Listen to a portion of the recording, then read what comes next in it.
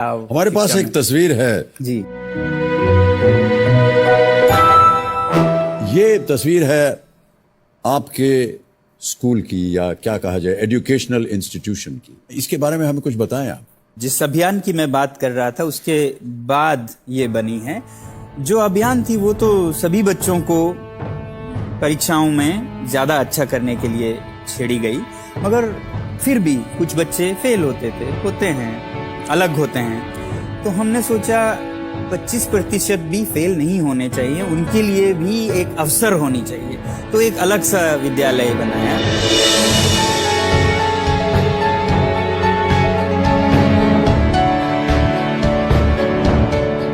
टेकमोल जो कि students educational and cultural movement of Ladakh है, उसके ये कैंपस है। यहाँ हर कुछ अलग है। पहली तो यहाँ पे जो स्टूडेंट्स आते हैं वो किसी एग्ज़ाम के फर्स्ट डिवीज़न या मार्क्स पे नहीं, जो सिस्टम में फेल होते हैं उनको हम लेते हैं।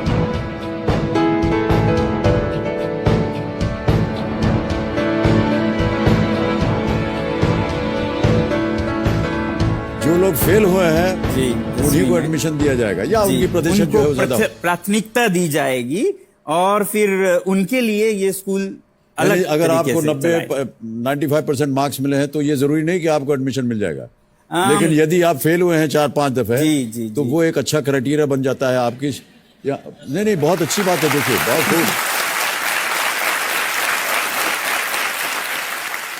तो उसके बाद फिर ये विद्यालय चलता भी अपने ही तरह से है, क्योंकि अगर सामान्य तरीके से नहीं सीखे तो उस तरीके से सिखाएं जिससे वो सीखें। एंगल वो मधुबन।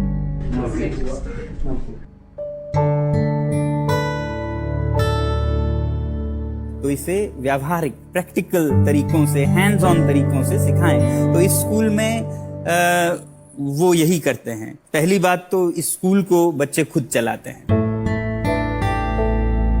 बच्चे एक छोटी सी सरकार बनाते हैं हर 2 महीने। उनकी अपनी गवर्नमेंट है। जी, इलेक्शन होती है और वो एक छोटी सी गवर्नमेंट बनाते हैं। यही गवर्नमेंट 2 महीनों के लिए इस स्कूल को चलाते हैं, और जो इलेक्टेड लीडर है वो अपने टीम के साथ वो अधिकार बांटते हैं। तो ये अधिकार नकली नहीं होते हैं, असली अधिकार होते हैं, जिसमें कि गार्डनिंग करते हैं बच्चे खुद, कुछ हद तक अपने खाद्य पदार्थ पैदा करते हैं, सब्जियां। तो वो एक स्टूडेंट उस जिम्मेदारी को लेता है, कोई गाय की जिम्मेदारी लेता है, कोई सोलर गैजेट्स, जिससे ये पूरा स्कूल सोलर एनर्जी पे चलता है। पूरा स्कूल। और जब बाहर लद्दाख में -20 होता है तो इस स्कूल के कमरों में +15 के लगभग होती है। वाह, क्या बात। आपने कहा कि शिक्षा का भी जो माध्यम है वो उनका एक अलग तरीका है। जी, कोई उदाहरण दीजिए, किस तरह आप सिखाते हैं? जीवन से जोड़ने की कोशिश करते हैं। जैसे अगर स्टैटिस्टिक्स में आप average, mean, bar chart, pie chart वगैरह पढ़ रहे हैं, तो जो स्टूडेंट गाय की देखभाल करते हैं वो उस गाय के दूध उत्पादन की ट्रैकिंग करते हैं और उस पे बार चार्ट्स बनाते हैं, ग्राफ्स बनाते हैं, और एवरेज क्या प्रोडक्टिविटी रहे उस पे वो अप्लाई करते हैं।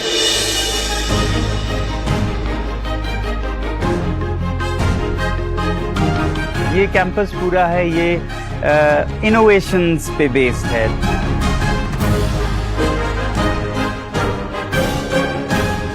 हम इलेक्ट्रिसिटी और जनरेटर के बदले में हम लोग सूरज की रोशनी इस्तेमाल करके हम लोग यहाँ पे खाना पकाते हैं और घर भी गर्म। सनम सर से मैंने ये चीज़ सीखा है। उन्होंने हमेशा हमें बोला है कि आप नौकरी देने वाला घर बनो। नौकरी ढूंढ के नौकरी करना तो बहुत आसान चीज़ है।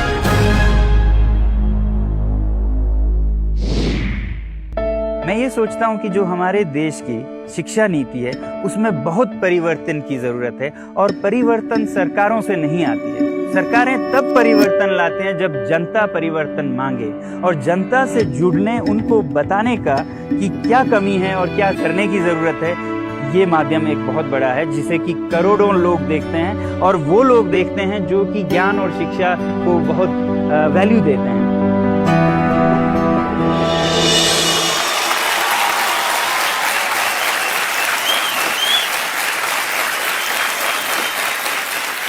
एक, पता नहीं वो आपके शिष्य थे या कौन थे, जिन्होंने वीडियो में कहा कि नौकरी मांगने वाले ना बने, देने वाले बने। मांगने वाले ना बने, देने वाले बने।